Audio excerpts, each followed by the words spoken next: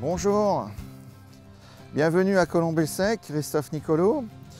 Donc bienvenue dans l'émission Terres et Vignes. Je vais donc vous présenter la route du Champagne 2016 qui se déroulera sur le secteur de la Côte des Bars, plus précisément sur le secteur du Bar-sur-Aubois en allant jusque sur Colombey-les-Deux-Églises. Durant cette émission, je vous propose de m'accompagner pour découvrir le Champagne évidemment connu dans le monde entier, mais je vous propose de le découvrir plus particulièrement dans la Côte des Bars, où on va aller découvrir ensemble la vigne, la culture de la vigne, le terroir, le champagne, la production, le raisin, et ensemble, ensuite, nous ferons une dégustation.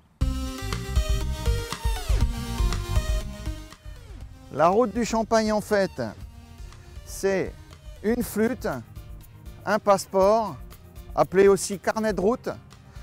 Et ce passeport donne la possibilité à chaque visiteur touriste de pouvoir déguster dans toutes les caves de la route du Champagne. Le passeport est donc un carnet avec dedans plusieurs coupons détachables qui donnent une dégustation par cave. Cette année, la route du Champagne se déroulera sur les communes d'Arrentière, Colombey-le-Sec, Rouvres-les-Vignes, Saulcy, Colombey-les-Deux-Églises et Rizaucourt. Des visiteurs qui viennent de tous les pays, que ce soit la Belgique, l'Allemagne, l'Angleterre, voire Japon, mais bien sûr aussi tous les locaux. 25-30 000 personnes, c'est un honneur de notre Champagne, le Champagne de la Côte des Bars, une promotion globale, une promotion commune. Tous les viticulteurs seront très ravis de recevoir ces personnes.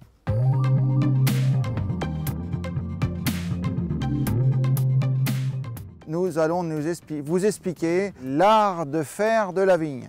Pour m'accompagner, donc Jackie Chaput, viticulteur à Arrentière, ami d'enfance. Donc là, on est dans ta commune, Arrentière, que l'on surplombe. Voilà, nous sommes sur mes terres. Voilà, et on est venu faire un petit tour dans le vignoble parce que qui dit vigne dit vin. Enfin, qui dit vin dit vigne, et effectivement, voilà, sur notre secteur de la Côte des Bars et particulièrement aux alentours de Clairvaux, on a un vignoble quand même séculaire qui a été mis en place par Bernard de Clairvaux, comme tu le sais. Et voilà, c'est les moines, hein, un petit peu comme dans beaucoup de régions viticoles, qui ont mis en place ce vignoble dans une région très, très au nord, puisque c'est la région la plus septentrionale où des vins sont produits en France. Le vignoble champenois, notamment celui de la Côte des Bars, représente quand même 8000 hectares de vignes, hein, en AOC Champagne, enfin du moins oui, AOC Champagne. Oui, un bon quart de l'appellation Champagne au total, donc c'est pas anodin, on n'est pas une seconde zone, on est une zone principale, la Côte des Bars, hein, quand même important. Côte des Bars et Montgueux. Et Montgueux, oui, pardon. Et Montgueux. Pardon, faut pas qu'on oublie les gens de Montgueux. Donc là, je crois que l'on doit être sur une vigne de Pinot, hein, Pinot Noir. Le Pinot Noir, forcément, à cette époque-ci, alors je rappelle que le Pinot Noir, c'est un raisin noir à jus blanc. Ensuite, en Champagne, nous avons le Chardonnay qui est un raisin de prestige, on va dire, qui est un raisin blanc à jus blanc, et le Pinot Meunier, qui est un raisin noir aussi à jus blanc, mais qui est un cépage différent. Et aujourd'hui, on ne peut le reconnaître que par le feuillage de la vigne. Donc là, nous sommes dans une parcelle de Pinot Noir. Le Pinot Noir, aujourd'hui, au stade où la vigne est avancée, on ne peut le reconnaître que par la feuille. Donc là, sur cette feuille, vous avez toutes les nervures de la feuille et vous avez trois côtés, trois pointes. Et là, c'est à cette identification que l'on reconnaît le Pinot.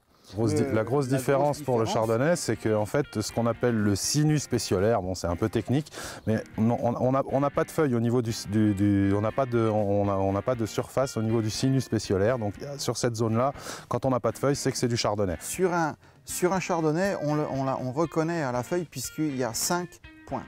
Donc la route du Champagne, en fait, c'est aussi, bien comme on vient de le dire, un terroir, mais aussi une exposition. Donc on peut voir tout autour de nous l'emblème typique de la Côte des Bars sur un fond vallonné des vignes super bien exposées. On a vraiment des beaux coteaux bien exposés. Donc comme disait Christophe, on peut, en tant que vigneron, on peut choisir un petit peu l'encépagement en fonction des expositions, en fonction du coteau qu'on va avoir à coloniser. Donc c'est vrai que parfois certaines zones sont un peu plus sensibles au gel, donc on va avoir tendance à mettre un cépage un petit peu plus tardif qui va résister au gel. Les terres vraiment les plus pauvres et les hauts de coteaux, en général, on va plutôt avoir tendance à mettre des chardonnays qui vont bien s'exprimer et qui vont donner vraiment des produits magnifiques. Et voilà, on remarque en regardant un peu autour de nous que on n'a pas une monoculture, on a vraiment de la vigne et d'autres cultures, de la forêt et des céréales. Voilà, on n'est pas dans une situation où on veut coloniser tous les coteaux avec de la vigne. On est vraiment sur les situations les plus idéales pour pouvoir obtenir les produits les meilleurs possibles. Là, comme tu le vois, on est au stade fin de fleur.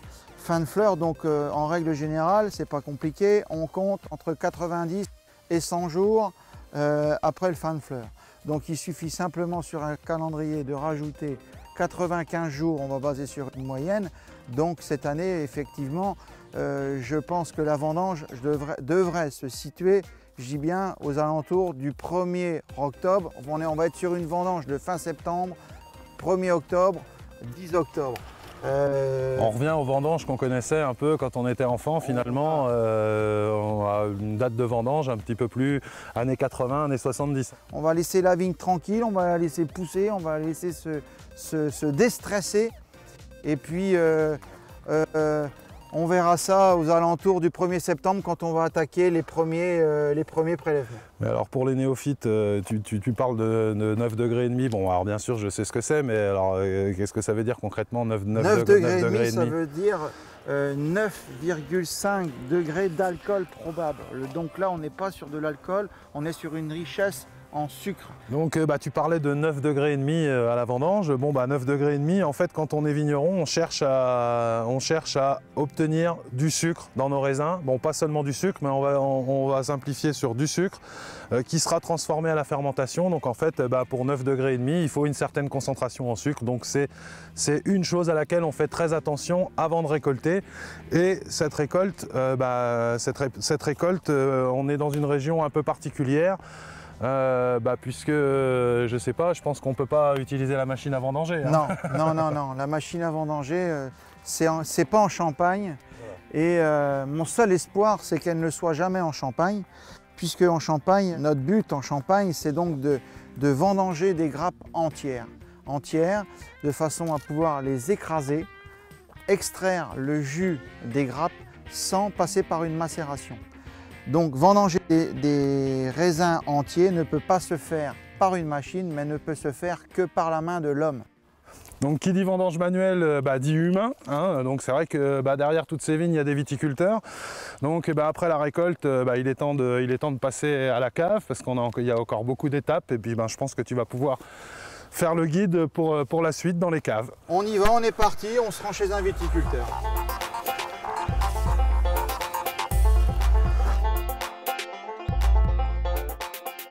Nous étions dans les vignes qui sont encore derrière moi.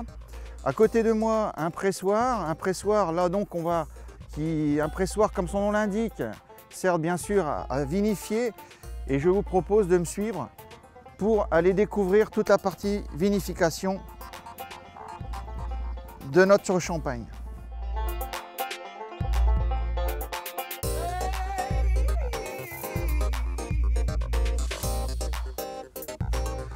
Tiens, le Saint-Vincent, vous le connaissez celui-ci? Donc lui, c'est le patron des vignerons. C'est lui qui nous fait vivre une grosse fête le 22 janvier de chaque année.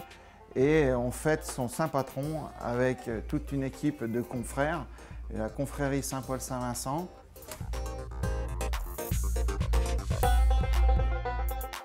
Tu peux nous présenter la gamme de ces grosses bouteilles? Enfin, du moins, peut-être pas toutes. Je sais plus que de Non, parce qu'avant tout, la route du Champagne, c'est une dégustation et une sécurité. Donc, on va rester sur de la bouteille et sur du Magnum. Ah bon. Ah, moi, quelques petits Jéroboam à gagner. Les gens aiment bien en général les grandes bouteilles. Nabucodonosor, là, dans la série, c'est même pas ce qu'on a de plus grand en Champagne. Hein. On a aussi des choses qui peuvent aller jusqu'à 40 bouteilles. Oui, le Melcher des Aigues de chez Drapier, qui a été développé par la maison Drapier d'ailleurs.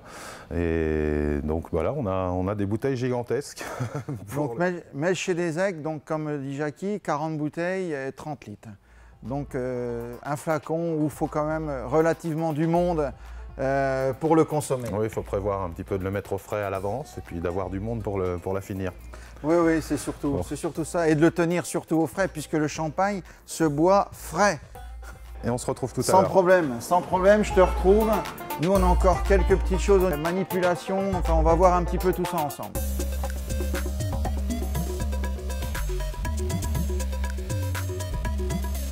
Anne-Laure, on vient chez toi aujourd'hui pour parler, on vient de quitter les vignes, on a parlé de tout ce qui était façon culturelle de la vigne, des raisins et bien sûr qui dit raisin, qui dit maintenant vinification. Donc Anne-Laure, pour toi, la première étape au niveau de la vendange, c'est quoi? Eh bien, dès que les raisins sont cueillis, donc manuellement en Champagne, donc nos raisins champenois sont récoltés dans des caisses perforées. La caisse n'est pas remplie pour ne pas avoir de pressurage à la vigne. Et comme nous travaillons avec des cépages rouges à jus blanc, pinot noir et meunier notamment, donc on ne veut pas une migration des anthocyanes de la peau de raisin sur le jus. Donc tout ce jus, ce premier jus est écoulé. En Champagne, l'unité de mesure est le mar d'une contenance de 4000 kg de raisin. Donc, dès que nous obtenons 4000 kg de raisin sur ce quai pressoir, nous les versons délicatement donc à la main sur ce pressoir champenois. C'est un PAI, un pressoir donc à mets incliné de la maison Coquard. Donc, ce pressoir champenois, avec sa mets inclinée, a la faculté donc, de réaliser une presse tout en douceur. Et lorsque le vérin recule, la partie supérieure du gâteau tombe naturellement. Et on recommence le cycle de pressurage. Donc là, nous allons passer sur la partie inférieure du pressoir. Comme ça, vous allez bien pouvoir visionner l'ensemble avec donc, la console avec tous les programmes. Et donc la partie réception des jus, où là, nous allons protéger les vins de l'oxydation. Et alors, je ne sais pas si c'est facilement visible pour vous, avec le pipeline là, inox, une distribution directe en cuve. Là, nous arrivons donc dans la partie cuverie. Suite à cette première phase de pressurage, nous avons les jus qui arrivent ici. Donc, il faut imaginer que durant la vendange, toutes les cuves sont reliées entre elles. Pour chaque pressoir, donc chaque presse de 4000 kg, nous obtenons une cuve d'extraction pour la cuvée de 2050 litres et une plus petite cuve avec une extraction de 500 litres pour les tailles. Donc, en Champagne, nous conservons ces jus de cuvée de première presse pour les têtes de cuvée, pour apporter cette finesse, cette légèreté au vin. Et nous allons utiliser les tailles pour donner de la matière, de la structure et qui seront très enrichissantes pour l'assemblage, puisque n'oublions pas que le Champagne est un vin d'assemblage par définition. Alors Anne-Laure, j'ai bien compris toutes les explications de pressurage. Maintenant, à partir de cette date, tu penses que le vin est prêt à être mis en bouteille vers quelle époque? Il est prêt à être mis en bouteille 8 mois après, 6 à 8 mois après, et commercialisable 24 mois au minimum après. Avec toutes ces explications, maintenant on va passer chez un de nos collègues pour aller voir tout ce qui se passe au niveau vieillissement maintenant. Ah oui, tout à fait. C'est une phase voilà. très intéressante. Bon Agnès, nous voilà au cellier aux moines, Colombey-le-Sec. Bien sûr que je connais, mais on se met à la place du tourisme qui ne connaît pas du tout ce site. Ah oui. Voilà. Alors, ce qu'on peut expliquer aux touristes, quand il arrive, les bouteilles, une fois qu'elles ont leur fameuse bulle, que la pression est terminée, on va venir donc dans la cave les stocker. Et ça, on sent déjà la fraîcheur. Là, on est déjà dans une vraie fraîcheur. Ah oui, là, c'est frais. C'est l'idéal. Donc là, c'est vrai que elles arrivent ici, on les stocke, on les empile et on les laisse ici. Le minimum, c'est 15 mois. Et là, c'est du vieillissement, le vin, il se bonifie. Hein, donc c'est très important. Et évidemment, on peut les laisser beaucoup plus. Hein. Le minimum, c'est 15 mois. Après, elles peuvent rester 24 mois ou un peu plus. Après, si on fait du millésimé, donc c'est quand même du vin issu d'une seule et même année, on ne mélange pas avec de la réserve ou quoi que ce soit. Et là, ça ne va plus être 15 mois de conservation sur lit comme ça va être au moins minimum 36 mois. Hein. Donc là, c'est du stockage, c'est du capital qui dort en cave. À savoir quand même que le millésime, quand on dit un champagne millésimé, donc un champagne millésimé, il est millésimé par rapport à l'année de vendange, toujours, et il est mis en bouteille, forcément, toujours, on disait tout à l'heure, une demi-année d'écart. Cette demi-année correspond bien sûr à la période de vinification entre la vendange et la mise en bouteille, mais la date de valeur, de commencement, donc c'est la mise en bouteille. C'est la mise en bouteille. Hein. Oui, souvent les gens ils pensent que c'est l'année de vendange. Oui, il y a une confusion. Mois après la date de mise en bouteille. Mais la date du millésime est bien la date de vendange. Voilà. Voilà, oui. L'année de vendange. Oui, qui sera inscrite sur l'étiquette quand on commercialisera. Quand on pose des bouteilles à même le sol, il se peut qu'il y ait des niveaux qui ne soient pas égaux de temps en temps. Donc la latte de peuplier est là pour venir épouser et compenser les pertes de niveau. Donc on monte 4 culs de bouteille, on pose une latte, on en remonte 4, on repose une latte, et ainsi de suite. Et je crois qu'on doit arriver, 1, 2, 3, 4, 5, 5 x 4, 20 et 1, 21. Donc ces bouteilles vont reposer en pile pendant 15 mois minimum, hein, c'est ce qu'on a vu tout à l'heure, 15 mois qui correspondent à une réglementation champenoise. Donc Agnès, qu'est-ce que tu pourrais nous dire sur ce magnifique site? Alors, pas mal de choses, ça va être un peu difficile d'être assez court. Alors disons qu'ici, on est dans un lieu quand même assez extraordinaire et historique. Donc le cellier aux moines qui date du XIIe siècle. Il a été construit par les moines de Clairvaux, c'était des moines cisterciens au XIIe siècle, pour faire ici le vin. Alors il faut savoir qu'ici la production donc, de vin était importante. À la Révolution, ici, on pressurait plus de 170 hectares de vignes. Alors je voudrais montrer quand même quelque chose d'assez particulier. C'est ici, cette fameuse petite voûte comme ça. On a la même à côté, on appelle ça des oculus. Les moines cisterciens étaient très modernes. Ils avaient installé leur pressoir à l'étage. Ils pressuraient en haut et le jus descendait ici dans les belons et ils faisaient le vin dans cette cave. Qu'est-ce qu'on va souhaiter à tous ces visiteurs ? Eh ben, du beau temps, des bonnes bulles, du champagne bien frais, voilà. Voilà. Et surtout une bonne fête. Oui.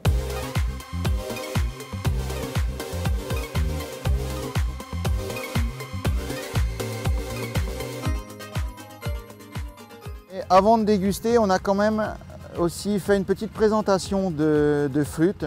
Et ces flûtes représentent les flûtes des anciennes routes du Champagne. On part sur une petite flûte, on part sur un verre un peu plus conséquent et maintenant on arrive quasiment sur un verre ballon. Donc le verre exclusif de Capsé pour la route du Champagne. On a une belle ouverture pour pouvoir poser son nez dessus et avoir les arômes. On peut faire tourner son vin dedans.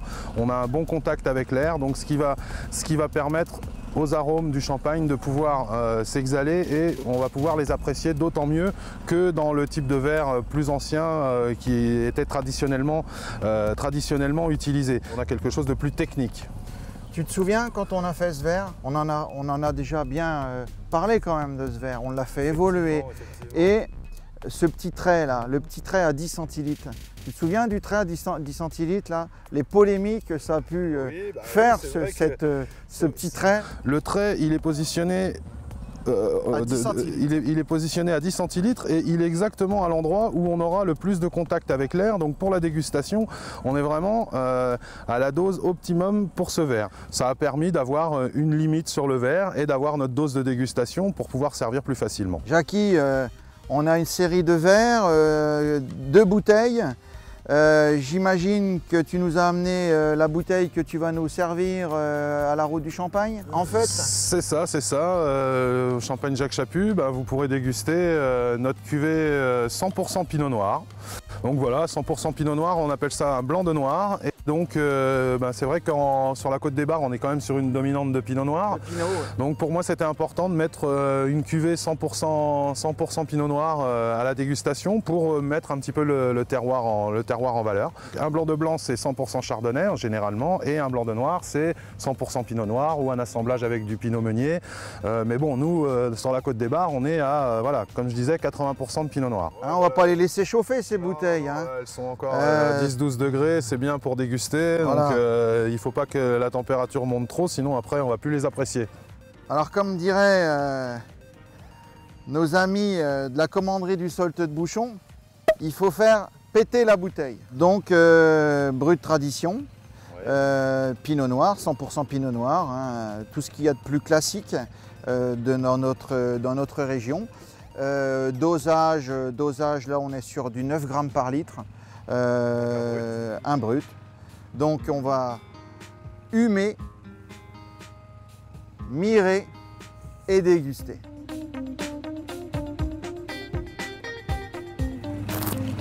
Là tu vois, à cette heure-ci, je sais pas ce que tu en penses, mais moi je trouve ça drôlement bon. C'est pile la bonne heure, la température elle est très bien. Alors effectivement on n'a pas recraché, alors c'est peut-être pas forcément très politiquement correct, mais là ça serait dommage de recracher ça. Bon, c'est frais. Le Pinot Noir, c'est un... Moi j'aime bien le Pinot Noir parce que c'est quelque chose de minéral, un petit peu acidulé, et par ses températures, c'est le champagne, c'est mon préféré. Moi j'aime bien le côté généreux aussi du Pinot Noir, mais justement le terroir de la Côte des Bars, ça permet d'avoir des Pinots Noirs qui ne sont pas sur la lourdeur, de par la note d'acidité qu'il y a derrière pour ramener de la fraîcheur. Le fruit n'alourdit pas et donc on a quelque chose de généreux et qui reste longtemps dans la bouche. Moi j'ai aussi un Pinot Noir comme toi, du village d'à côté, à 4 km. Mais on peut s'apercevoir que le terroir, en fonction des villages, ça peut être différent. Donc qu'est-ce que tu nous as mis de bon là-dedans, Jackie? Eh ben, exclusivement récolte 2008, donc on est sur un Pinot Noir un peu vieilli, donc ce qui fait que ça permet d'avoir des notes un petit peu plus, des arômes un petit peu plus complexes, on dit en dégustation. Mais on a toujours cette générosité du Pinot Noir, et puis on a quand même encore de la vivacité pour un vin qui a 7 ans de bouteille. On a quand même quelque chose d'encore relativement vif. Je sens qu'avec ce produit-là, ce champagne-là, tu vas ravir beaucoup de palais le 30 et 31. Ce type de vin avec une dominante de Pinot Noir qu'on produit sur la Côte des Bars, on a quand même beaucoup de possibilités de les marier avec de la nourriture, et c'est pas seulement des vins d'apéritif. On a vraiment plein de possibilités, pas seulement sur des poissons ou des coquillages ou ce genre de choses. On peut allier ça avec de la truffe, on peut allier ça avec des fromages, avec des charcuteries artisanales, avec des volailles, avec vraiment pas mal de choses. On a vraiment beaucoup de possibilités, et il ne faut pas hésiter à faire des repas au champagne. Donc voilà, on a quand même des cuvées là pour les deux qui sont là, et pour les autres caves qui vont ouvrir, où on aura forcément du Pinot Noir dedans, et je sais que certaines caves ont axé leurs animations sur les accords mets vins. Donc lors de la route du Champagne en fait, vous pourrez sur chaque cave, vous aurez généralement des accords mets vins qui seront faits par le viticulteur qui aura décidé de faire venir un petit peu des animations autour de la gastronomie notamment. Et la salamande là, c'est l'emblème de la maison? Effectivement, c'est l'emblème de la maison. Alors ça peut être un peu surprenant, c'est vrai qu'on me pose souvent la question, pourquoi une salamandre? En fait, la salamandre, c'était l'emblème de François Ier, et donc à cette salamandre royale était associée une maxime en latin qui dit nutrisco et extingo, et quand on la développe et qu'on la traduit, en fait, c'est je nourris mon bon feu intérieur et j'éteins le mauvais. Donc voilà, avec le Champagne Chaput, vous pourrez cultiver votre bon feu intérieur. Bon voilà, maintenant qu'on a fait le tour un petit peu de la présentation du terroir, des cépages, de la dégustation et un petit peu des vins, je crois qu'on peut donner rendez-vous aux gens. Qu'est-ce que tu en penses? On vous attend le 30 et 31 juillet dans les 6 villages et 13 caves. bonne route du champagne. En fait, tu vas l'avoir fait. Oh, mais faut qu'on remette du vin là-dedans. Attends, il n'y a plus rien. Il n'y a plus rien dedans.